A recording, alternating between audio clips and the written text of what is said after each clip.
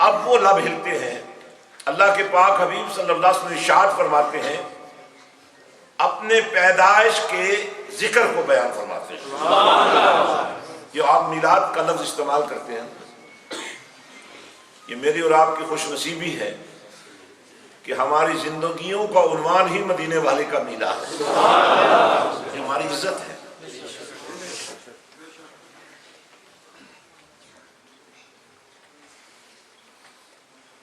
حضور اکرم صلی اللہ علیہ وآلہ وسلم فرماتے ہیں،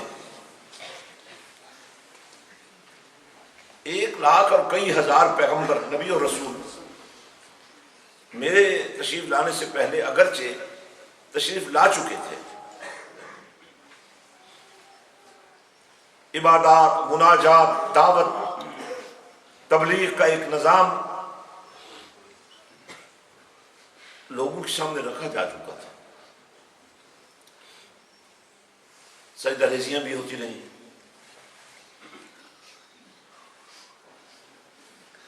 علم و عرفان کی برسات بھی ہوتی رہی، پر زمین پیاسی تھی، زمین طلبگار تھی اس بات کی کہ مجھے وہ پاکیزگی ملے کہ جو مجھے ہاتھ لگائے وہ بھی پاک ہو جائے۔ اللہ کے پیارے حبیب صلی اللہ علیہ وسلم فرماتے ہیں، جب میں پیدا ہوا، میلاد کی بات کر رہا ہوں، میلاد پیدا ہونے کے عمل کو میلاد کہتے ہیں، عربی میں اس کو مولد کہتے ہیں، اردو میں اس کو میلاد کہتے ہیں۔ تو فرماتے ہیں کہ میری پیدائش کا، میرے پیدا ہونے کا، میرے دنیا میں تشریف لانے کا یہ نتیجہ نکلا، میرے قدم لگتے گئے زمین پر، زمین کو یہ شرف ملا کہ میرے قدموں کو چوما اس نے، پھر صدیوں کی اس کی پیاس بجھ گئی، پوری زمین کو مسجد بنا دیا گیا۔ اور آپ جانتے ہیں جس دین کے ہم ماننے والے ہیں اس میں پاکیزگی اور طہارت نصف ایمان ہے۔ اور یہاں طہارت آپ غور فرما کر دیکھیں، میرے نبی کے قدموں سے لپٹی ہوئی اور میرے آقا کریم صلی اللہ علیہ وسلم کی بارگاہ کی نیاز مند ہے۔ اب اس منظر نامے کی روشنی میں ہمیں یہ اعزاز جو ملا ہے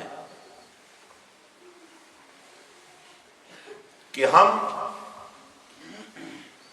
بحیثیت انسان اپنے آپ کو جو پہچان نہیں پا رہے تھے، اور کلمہ پڑھنے کے باوجود کلمے والے کی جو پہچان نہیں ہو رہی تھی، ہمیں یہ عزت دی، ہمیں یہ شرف دیا کہ ہمیں ماننے والوں میں رکھ دیا، اور ہمیں ماننے کے لیے نہ کسی دلیل کی ضرورت ہے، نہ کسی گواہی کی ضرورت ہے۔ ہمارے ماننے کا یہ حسن ہے، دعویٰ تو سبھی کرتے ہیں، صرف مسلمان ہی نہیں، جس بھی مذہب کے لوگوں سے ملو، جس بھی طبقے کے لوگوں سے ملو، جس بھی شعبہ زندگی کے لوگوں سے ملو، وہ اپنے بارے میں یہ رائے رکھتے ہیں کہ ہم جیسا کوئی نہیں، ہم ہی باشعور لوگ ہیں، ہم ہی فہم والے ہیں، اور جو کچھ ہم کر رہے ہیں وہی سب سے بہتر ہے، وہی نظام جو ہمارے پاس ہے سب سے اچھا نظام ہے۔ لیکن حضرات، حقیقت اس کے برعکس ہے. آپ ایک فصل لگائیں اگر اور اس کو اٹھا نہ سکیں،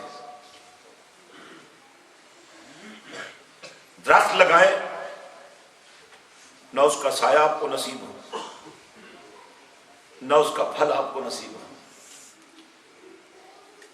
آنکھ ہو دیکھ نہ سکے، کان ہو سن نہ سکے، جسم ہو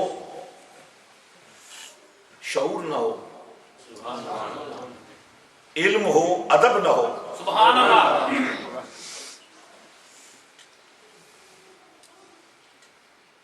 تسبیح تو پڑھی جاتی رہے لیکن دل پر اثر نہ ہو. جبکہ ہم یہ دیکھتے ہیں بارگاہ مصطفیٰ صلی اللہ علیہ وسلم سے مٹی کو فیض ملا.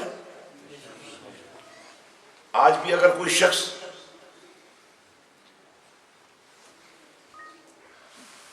کسی ایسے حال میں ہو کہ اس کو وضو یا غسل کی حاجت پڑ جائے اور پانی میسر نہ ہو، یا کسی بیماری کی وجہ سے وہ پانی کو استعمال نہ کر سکتا ہو، تو پاکیزگی اور طہارت اس کا راستہ دیکھ رہی ہے.